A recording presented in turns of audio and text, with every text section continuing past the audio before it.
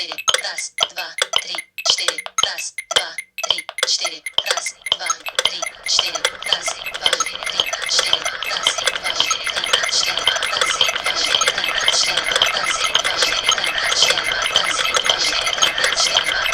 раз. Hello, I'm Adrian, and in this video I'm going to try and persuade you why you need one of these annoying, bleepy, clicky devices in your life. Yes, the metronome. It's a word that often strikes fear into the hearts of many guitar players, including a number of my private students, but there's no need for that. There's no need to run scared of this thing, and I promise that just getting into the habit of using this a little bit in your practicing will do great things for you as a player and as a musician. So I want you to relax, get yourselves a cup of tea, and by the end of this video I promise you will have learned to love this little guy. Maybe. So I'm dividing this video up into two fun-packed installments. In this episode I'm going to be talking about metronome basics. What is a metronome? What kind of metronome should you buy? And I'm going to give you some basic metronome exercises to get started using one. Then in part two, I'm going to be showing you some more advanced ways that you could use a metronome, give you some terrifying exercises to push your rhythmic abilities to the max. So a metronome is simply a device which gives you a regular, perfectly even click or pulse at various different speeds, and that speed is usually measured in BPM or beats per minute. And you can use that pulse to work on your rhythm, so your accuracy, your timing, your feel, all crucial things if you want to be a musician. Now, I know that some people are quite anti-metronome. They say, oh man, I don't want to play like a robot or like a machine. And I've got some kind of sympathy for that point of view. I mean, one of my favourite bands is Pavement, and I doubt they've ever sat for hours working on their chops with metronomes. But in truth, I don't think a metronome is going to remove the human element from your music. It's simply going to put you in control. Work on the metronome and you'll just develop your timing, your rhythmic sensitivity. Then in a real musical situation, you've got a choice whether you want to stay right on the beat or whether you want to speed up or slow down or whether you want to play a bit more freely.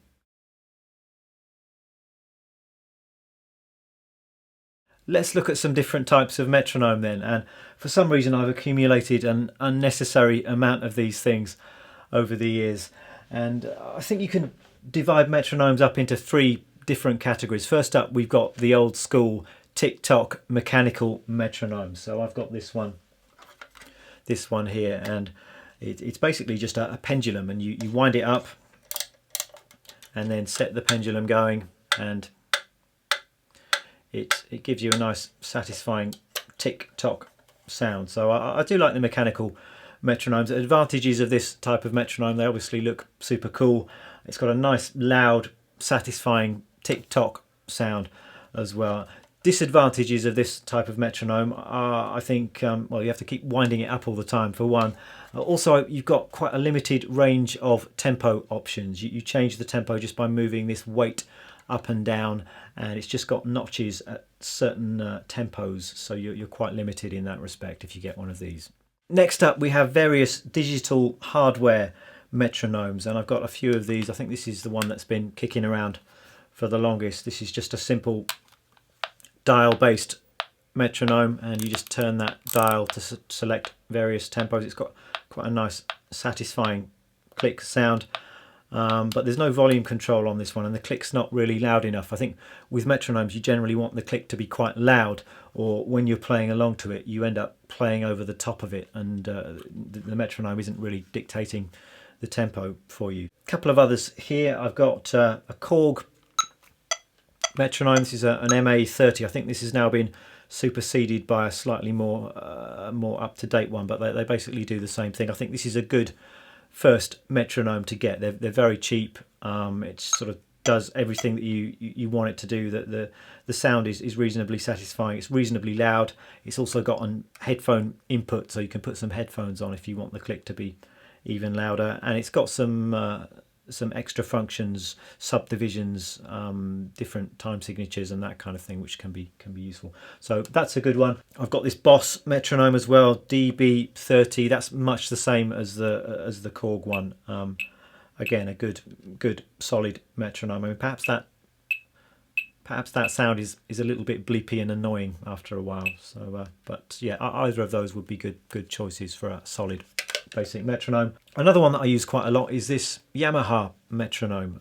I don't even know what model of. Oh, it's a QT1 Yamaha metronome. Looks a little bit like a landmine, and I do really like this one. It's nice and loud, and it's got a nice solid click sound, which isn't as annoying as some of the other digital metronomes. But it's a very basic metronome. Again, it's dial based, so you've only got a limited range of BPM on that. But I do find myself using this one quite a lot when I don't want anything with any fancy features. Then, of course, these days you've got the option of using phone-based apps. And personally, I think I prefer to have an actual hardware metronome when I'm practicing. There's something about having a metronome on a phone which can be a little bit distracting, and you end up scrolling through menus or getting distracted by calls and messages. But having said that, I do have a few phone-based metronomes which I do use from time to time, and a couple of them are actually really good. So there are plenty of free ones you can get which are perfectly adequate, but the couple of apps that I use most, I've got one called Pro Metronome, which looks like that. That's really good. That's got a lot of quite deep features in it. And the other one that I really like is called Time Guru. And in particular, this one has got some features that I've not come across on other metronomes, and you can program in various different beats and time signatures and do various clever things like that. So I sense that already you're pretty excited by this whole metronome business, and now it's time to look at how you might actually use one of these things. And I've got a few exercises for you. These are simple beginner metronome exercises. That's not to say you're going to find them easy. I think if you've never used a metronome before, then some of this stuff will be quite tricky and will require a little bit of practice. I think even if you're a more advanced player who's not used a metronome much before, then you might find some of this stuff challenging, and might even be a little bit humbling that your rhythm skills are maybe not quite as good as you thought they were. But that can be a good thing, and I think a little bit of metronome practice, you can sort all of that stuff out quite quickly. So I think a good starting point, if you've never used a metronome before, is to use the metronome to generate a solid quarter note pulse, and then to play along and try and get perfectly in sync with that click. So I've got my metronome here, and it's set at 75 beats per minute. And I think the first thing to do before you even go near a guitar is just to listen to that click and try and tune in to the tempo. Really listen. Try and feel the speed, feel the distance between those clicks, and just start feeling that in your brain, in your body, before you actually start playing. Some people ask, well, isn't it just as good to play along with a backing track or to a drum machine rather than just use this cold hard metronome click? And I don't think it is as good, personally speaking. I think sometimes playing along with a drum machine or a backing track, obviously it's more fun, but it makes things a bit too easy because you've got all of these other rhythmic cues going on. If you've just got that cold hard click, it's much more difficult, and it's also very unforgiving, and it's very obvious if you're not exactly in time with this click. So I'm just going to set that going again, and as I say, that's giving you the quarter note. So you're thinking 1, 2, 3, 4, 1, 2, 3, 4, and maybe you could just clap along to that and try and get exactly in time.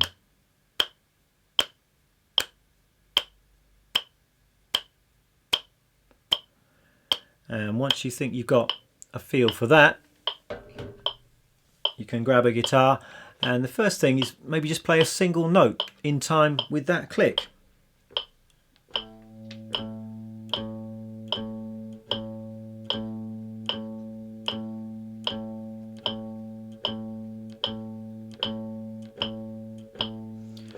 And you might find that's not as easy as you think it might be. Just to get exactly in sync, you might find that you're ahead of the click, or you're behind the click, or you're all over the place. So again, you just need to tune into that tempo.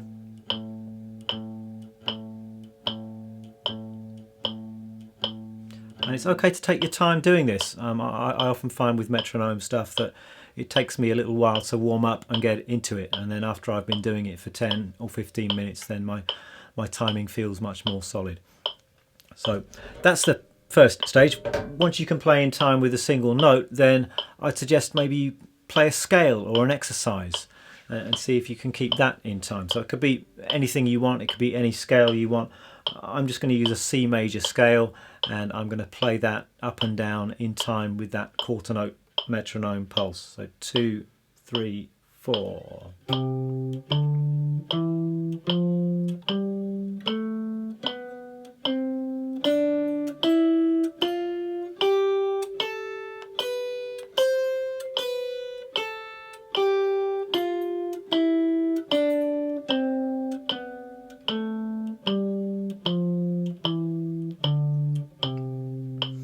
There we go. And maybe you'll find that easy, maybe you won't, but chances are, if you've not done it before, you'll find yourself going rushing off too quickly, and you find you're ahead of the click. Or maybe it will be the opposite, and you'll be going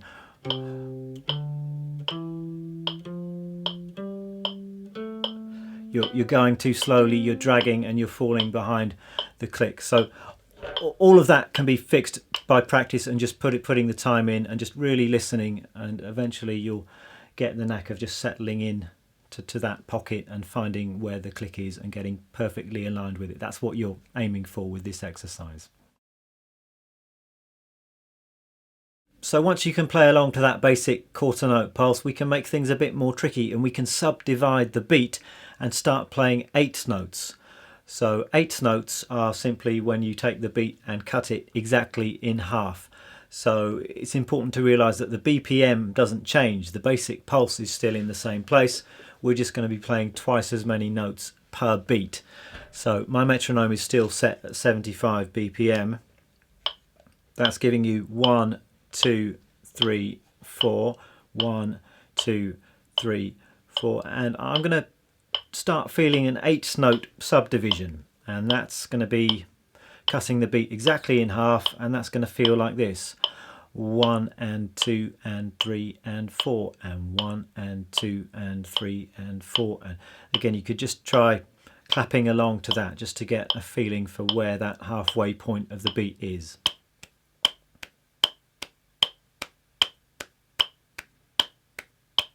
1 and 2 and 3 and 4 and 1 and 2. Something like that. If you find that tricky, then this is where again the metronome can help you. Some metronomes have a subdivision setting. Not this particular metronome, but this Boss metronome has an eighth note subdivision setting, so you can switch that on. Again, the BPM stays at 75, but with the eighth note subdivision turned on, then that gives you the sound of the eighth notes. That will sound like this. So you've got that 1 and 2 and 3 and 4 and 1 and 2 and 3 and 4. So that subdivision setting can sometimes be helpful if you're just learning and starting to understand what eighth notes, 16th notes, triplets, what all those subdivisions are and what they sound like. Then the metronome can help you out there. But I think as soon as you've got a feel for those kind of things, then it's probably better to switch off the subdivision, because then you've got to do the work yourself, subdividing the beat in your own brain and body, and the metronome isn't there to help you out, and ultimately that's going to be better for you. So I'm just going to go back to this metronome, and we're going to do the same exercise. We're going to play the C major scale, but this time I'm thinking eighth notes. So got 1 and 2 and 3 and 4 and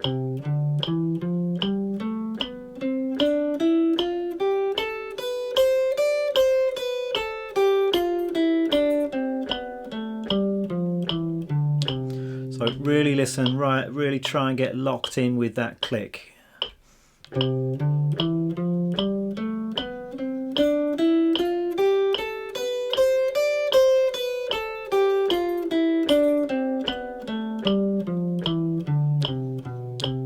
You might find you're rushing or you're dragging slightly. Sometimes once you start to feel that happening, you can usually respond and come back in sync with the beat. Sometimes you might find you lose it altogether, and if that happens, I think the best thing to do is just to stop, feel the tempo, and then start again. There's no point just ploughing on when you know that you're not in time and not in sync. So let's continue subdividing, and now we're going to be working on playing 16th notes in time to that same metronome pulse. And what you'll find is that the more you subdivide the beat, the harder it will get. And that's because you're having to do more work. The metronome is just giving you that basic 1, 2, 3, 4 pulse, but you're having to generate the subdivision and to play those other notes within the beat and to place them very precisely. So 16th notes, that's where each beat is divided up into 4 parts.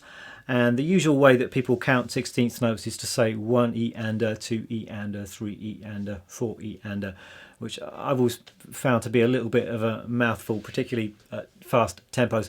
But it's just that feeling of those 4 subdivisions per beat. It's that kind of that kind of feeling. Once again, I'm going to get this metronome going. This is still 75 beats per minute. I'm just going to get a feeling for the tempo, and then I'm going to try clapping along with 16th notes. So 2, 3, 4.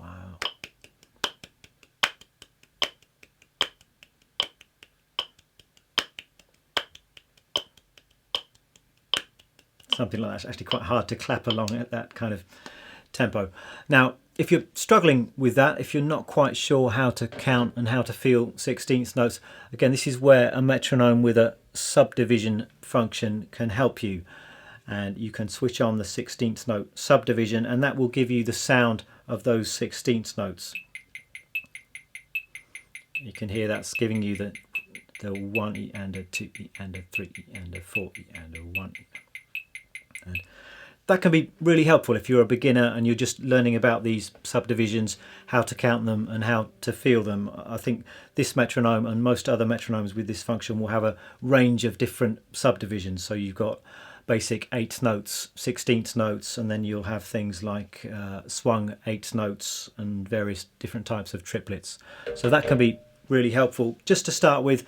Then I think once you're feeling those subdivisions, you can switch that off and just rely on your own internal sense of subdividing the beat. So now I'm going to do the same exercise on the guitar, set this metronome going, and I'm going to play our same C major scale but with a 16th note rhythm. So we go to start with just on one note. I might just try and get a sense for where that 16th note is falling, and then when you're ready,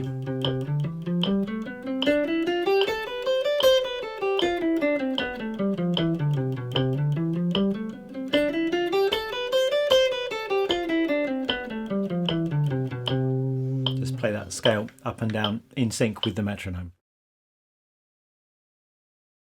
So we've worked on getting in sync with a basic metronome pulse using quarter notes, 8th notes and 16th notes. Another really valuable way of using a metronome is when you're working on a particular piece of music or a particular lick, and it's a great way of ensuring that everything is rhythmically accurate, but also a really good way of measuring your progress. So what you might do is just keep a record of your metronome settings at the end of each practice session, and then with any luck over a number of practice sessions you should notice an improvement in terms of accuracy and overall speed until you reach whatever your target tempo happens to be. So let me give you an example of how I might practice a particular lick. Maybe I could just take this little pentatonic lick, which is very similar to one of the licks that I did in my easy pentatonic licks video a few weeks ago. And what I would do once I've got the basic lick under my fingers and sorted out the fingering and the picking is I'd just get the metronome going, and to start with probably at quite a slow tempo. So let's kick off at about 80 beats per minute, and I'm going to play that lick using 8th notes. So I'm thinking 1 and 2 and 3 and 4 and...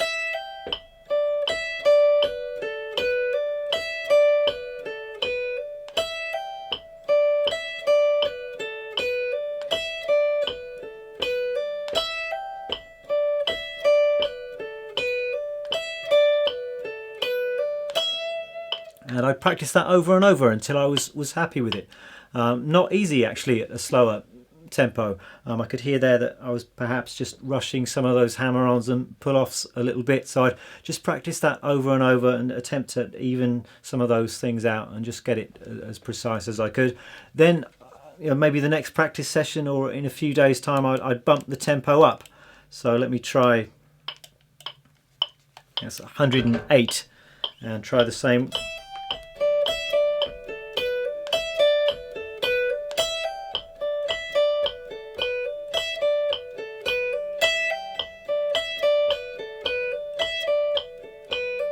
And that's sounding okay. So what I then might do is go faster. Perhaps I would drop the tempo but change to a 16th note subdivision. So I'll be playing more notes per beat. So let me try that. 2, 3, 4.